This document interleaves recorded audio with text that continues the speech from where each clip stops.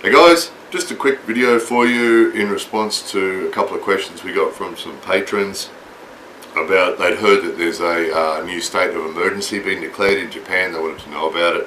So just a quick rundown. It's not as dramatic as what it sounds probably, but just a quick rundown for you, quick update, because it's been a while since we updated you on the numbers. 127 million people in Japan, that hasn't changed. 257,000 have tested positive so far for corona. 208,000 have been discharged. So 257,000 have tested positive, 208,000 have been sent home. So there's 43,000 active cases, and we had 6,000 new cases today. So that's what set this off, is we've had more new cases each day over the last week than at any other time in the last 12 months. So that's what's caused the response to it. A total so far of 3,790 deaths. So again, 3,790 deaths is terrible. One death is terrible, tragedy. But again, 3,790 deaths out of 127 million people is probably a lot better than what a lot of the other countries are doing. So relatively speaking, Japan's doing okay, but obviously it's still a tragedy. It's still a bad thing. So, as we talked about on previous video, the government was in a difficult situation. Obviously they wanted to help the people in the tourism industry, the businesses in the tourist industry, and the people working in the tourism industry, and in restaurants and bars and all those places as well, and try and help keep the economy moving and keep those people employed, which we totally understand, because we've got a lot of people that we support in that industry as well, that we are connected with in that industry as well, and through our English Friendly Japan directory and that sort of thing. So we understand that as well. However, it does seem that they did their Go to Travel campaign and their Go to Eat campaign just way too early. You know, we should have just been a little bit stronger and waited a little bit longer, a bit more patient, because they just did it way too early. And what we saw happen when they did that too, it wasn't just those industries and the travel that caused the problem, or the people going to restaurants that caused the problem. It's the general attitude from the government saying, okay, go traveling and go out to restaurants, and that sort of attitude. Obviously a lot of people let down their guards, and as a result of that we got this big new spike in outbreaks of people testing positive. So as a result of that, the last week it's been really up. So the new Prime Minister has declared a state of emergency for Tokyo, Kanagawa, Saitama and Chiba. So, but what that means though is what's happened since then. They talk about we're considering declaring a state of emergency. We're having meetings about declaring a state of emergency. So since he started to talk like that, all the other people, because we're not in those 4 prefectures, but all the other people in all the other prefectures, that mood changes then. So the mood before was go to travel, go to eat, everybody's free to do whatever they want. And then since he started talking about state of emergency again, everybody starts panicking again, which is sort of the aim of the exercise perhaps, but you know, to get everybody to settle down. But that's all we've been hearing this week, is our people around us starting to panic. So even though we're not in that area, the people around us, some of the people around us are starting to panic and sort of button down, and of course as a result of that we're screwed too. Because of course it's hard to work, it's hard to get things happening when people are all panicking and hiding under the bed. But you know, understandably. So what's the state of emergency mean? Well, ironically or strangely, it means the Go to Travel campaign is suspended during this time. Well, yeah, that's probably a good idea. And then, as always with these situations, the same as when they did the state of emergency last year, there's no law. There's no law at all. There's no real penalties at all. They're asking people to stay home in those 4 prefectures. They're asking people in those 4 prefectures to stay at home after 8 p.m. So go to work, go do whatever you want, but please, they're asking people to please be home after 8 p.m. They're asking restaurants and pubs and cafes to be open from 11 a.m. to 8 p.m. and then close at 8 p.m. And that if they don't, they might name and shame them. And they actually have done that before. There were some other companies that weren't doing what they were being asked to do, and so the government named them, right? Which wouldn't work in a lot of other countries, would it? You know, people just wouldn't care if their pub or their restaurant or their company was named as still being open. But in Japan, not conforming, see, is very shameful, and you know, not pulling together with everybody is considered shameful. So naming a company that wasn't conforming, or a restaurant or a pub or a bar, that's sort of their main target, is those sorts of industries.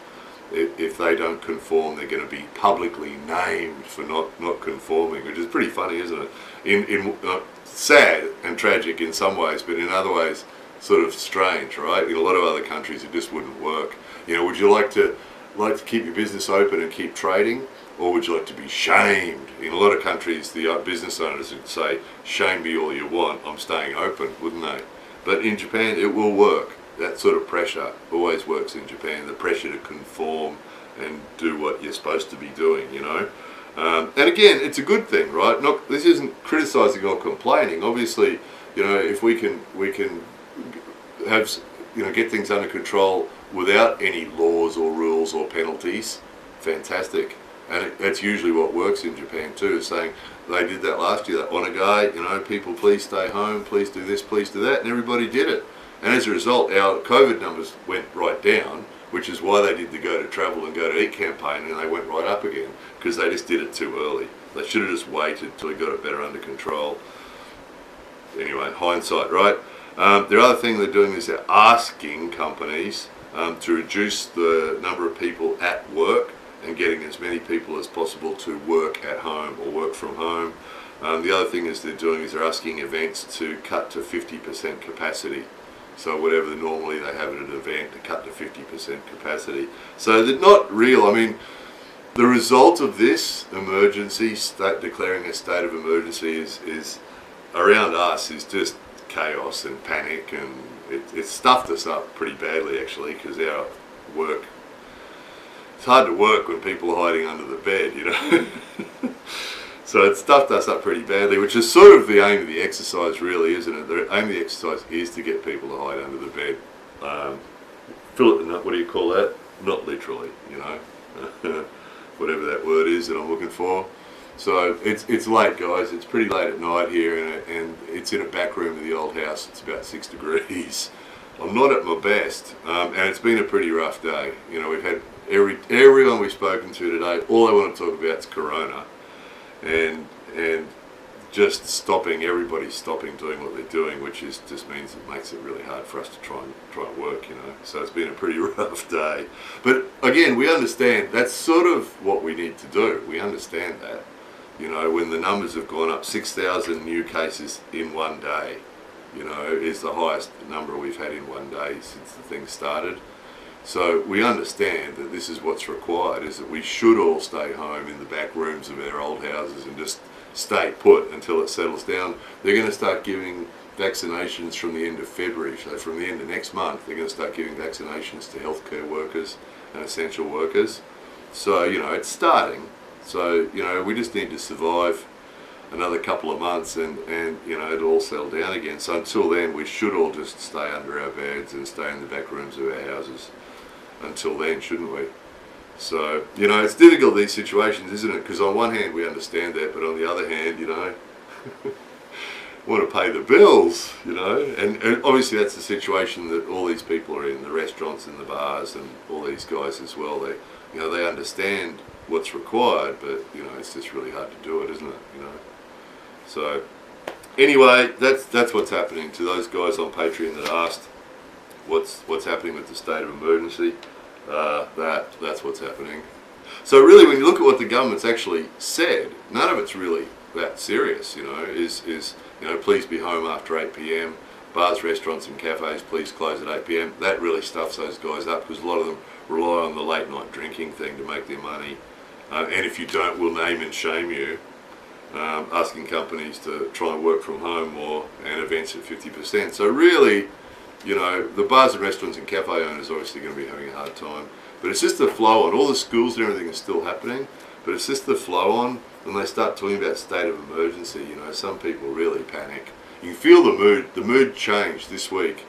You know, when we had the go to travel and the go to eat, everyone was pretty relaxing, you know, which is what obviously caused the problem. But you could feel the atmosphere was changing and people were much more relaxed, you know. And then this week, as soon as they started talking about the state of emergency again, off they went again. And it's all people are talking about now, you know. Oh, be careful, kiotskute, and be careful, be careful, be careful. And really, in this area that we live in, it's not directly much worse than it was at any other time in the past. We're having a lot of cases around this area anyway. But it's just that whole mood when they start, you know, state of emergency, and the whole mood, everybody starts to panic and hide, and the whole mood changes, you know, which is probably a good thing. But, you know, on one hand, it's a good thing. On the other hand, it sucks. So, anyway, there it was. That's the update. Sorry for the everything, the bad hat, the blue hands. It's cold. It's 0 outside at the moment. It's got cold the last couple of days too.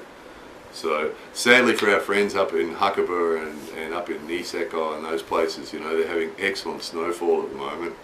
But you know, amazing snow season, but no customers, so they're having a hard time too. So anyway, we'll keep doing our best, won't we? And just try and survive the next couple of months, and things should start to get back to normal. Once they start handing out those vaccinations, things should start getting a bit better for us. So we'll see what happens. More videos coming soon.